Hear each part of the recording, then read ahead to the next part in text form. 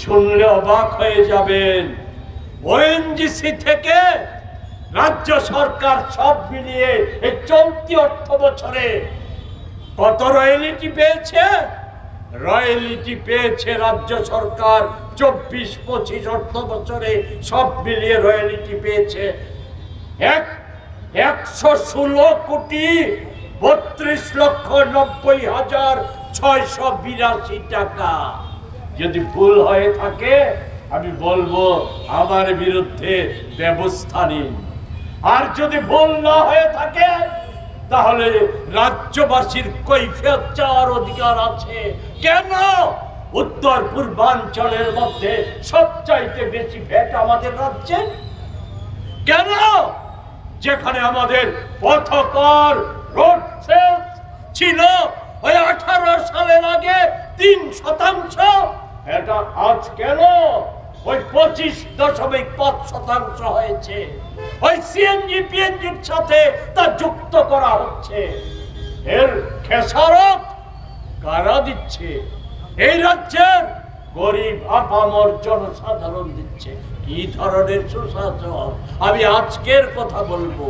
আজকে ওই এত মূল্যে গ্যাস ব্যবহার করেও আজকে মানুষের জনজীবন প্রতিদিন বিঘ্নিত হচ্ছে।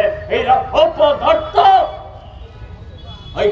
অকর্মণ্য রাজ্য সরকারের দৌলতে টিএনজিসিএল এই নানা রকমের কর আরোপ করে গ্যাসের মূল্য বৃদ্ধি করছে। আজকে একটা বিরাট অঞ্চল সকাল থেকে বিকেল পর্যন্ত গ্যাস নেই, মানুষের রান্না করে উনুন ধরাতে পারেনি কোন আগরতলা শহরে। কি জবাব সুশাসনের সরকারের? এমনতর জায়গায় দাঁড়িয়ে আমি যেটা বলবো সেটা হচ্ছে যা বলার জন্য বলেছি যে এই যুদ্ধজনিত পরিস্থিতিতে না, আমি এই মোদিজির শুধু 12 বছরে শাসনে পেট্রোপণ্যের আন্তর্জাতিক বাজার দর এর অজুহাতে বারবার বলা হচ্ছে আমাদের দেশে পেট্রোপণ্যের দাম বাড়ে, প্রাকৃতিক গ্যাসের দাম বাড়ে, ওই এলপিজি গ্যাসের দাম বাড়ে। প্রকৃত ঘটনা তা না বন্ধু। প্রকৃত ঘটনা হচ্ছে এই সরকার জনবিরোধী। এই সরকারের কাছে মানুষের জীবনের কোনো মূল্য নেই। তাই তো 12 বছরে সরকারি তথ্য 14 বার আন্তর্জাতিক ক্ষেত্রে এই যুদ্ধজনিত পরিস্থিতির আগের কথা বলছি। যুদ্ধজনিত পরিস্থিতির সঠিক মানাবেন না। যুদ্ধজনিত পরিস্থিতির আগে 14 বার পেট্রোপণ্যের মূল্য পুনর্মূল্যায়ন হয়েছে। পুনর্মূল্যায়নে 12 বার পেট্রোপণ্যের দাম কমেছে।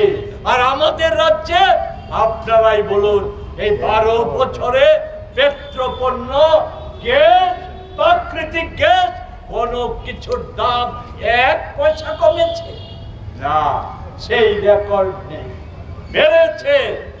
আজকে আবারও ধোঁকা দেওয়ার চেষ্টা করছে।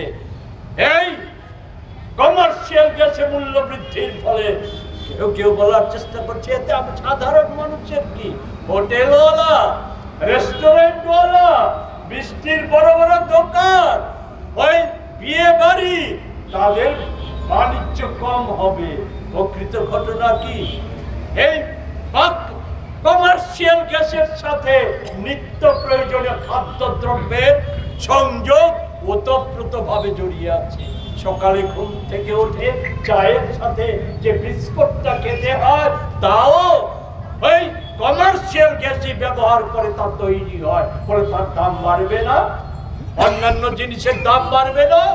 হোটেল রেস্তোরাঁ ওই সমস্ত যে হাজার হাজার লক্ষ লক্ষ ছেলে মেয়ে আজ কর্মসংস্থানের সুযোগ পাচ্ছে, তাদের কাজ তারা ছাঁটাই হবে না?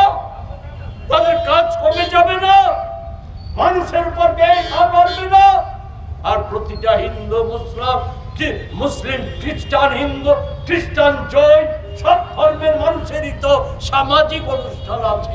সামাজিক অনুষ্ঠানগুলির ব্যয় বাড়বে না কেন? এতে সাধারণ মানুষ বিপর্যস্ত হবে। এবং লিখে নিন, আগামী 7 দিনের মধ্যে ডিজেলের দাম বাড়াচ্ছে।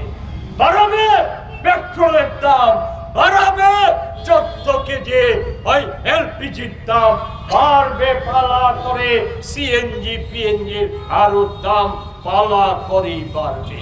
কারণ এদের মোদিজি বলুন আর রাজ্য সরকারই বলুন, তাদের মূল লক্ষ্য হচ্ছে দেশের সাধারণ আপামর জনসাধারণ নয়, তাদের মূল লক্ষ্য হচ্ছে কর্পোরেটদের সেবা করা। আর এই যুদ্ধজনিত পরিস্থিতির দোহাই দেওয়া হচ্ছে, কথা বাড়াবো না, শুধু স্মরণ করিয়ে দিতে চাই, এর জন্য মোদিজি কম দায়ী নয়। আরো বহু পরিস্থিতি হয়েছিল ইরানে